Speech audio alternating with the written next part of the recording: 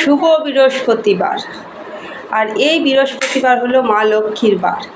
আর এই মা লক্ষ্মীকে প্রসন্ন করার জন্য আমাদেরকে কিছু নিয়ম মানতে হয়।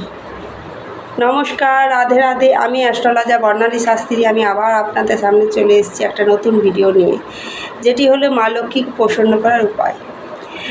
মা লক্ষ্মী বৃহস্পতিবার আপনারা সর্বপ্রথম ঘুম থেকে উঠে ঘর দোর ভালো করে পরিষ্কার করবেন। পরিষ্কার করে স্নান করে আপনারা শুদ্ধ হয়ে শুদ্ধ বস্ত্রে মা লক্ষ্মীর পুজো করবেন।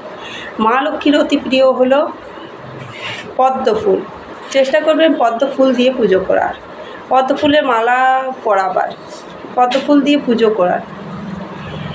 আপনারা সেদিন ঘিয়ের মা লক্ষ্মীর সামনে ঘিয়ের প্রদীপ জ্বালবেন, ভালো করে পুজো করবেন এবং পুজোর শেষে লক্ষ্মী পাঁচালি পড়বেন। লক্ষ্মী পাঁচালি পড়ে আপনারা ভালোভাবে লক্ষ্মী পাঁচালি পড়বেন। এইভাবে আপনারা লক্ষ্মী বারগুলো আপনারা লক্ষ্মী পুজোর মধ্য দিয়ে কাটাবেন।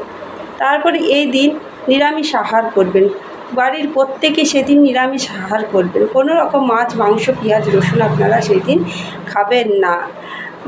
মা লক্ষ্মীর যেহেতু খাবার নষ্ট পছন্দ করে না, তাই আপনারা চেষ্টা করবেন খাবার যাতে বেশি নষ্ট না হয়। মা লক্ষ্মীর পছন্দ কড়ি, যেটা সমুদ্র থেকে পাওয়া যায় কড়ি, সেই কড়ি আপনারা ঠাকুর ঘরে রাখবেন। এতে মা লক্ষ্মী প্রসন্ন হন। আর রাখবেন একটা ঘটে করে ধান ভর্তি করে, ধান পূর্ণ একটা ঘট রাখবেন।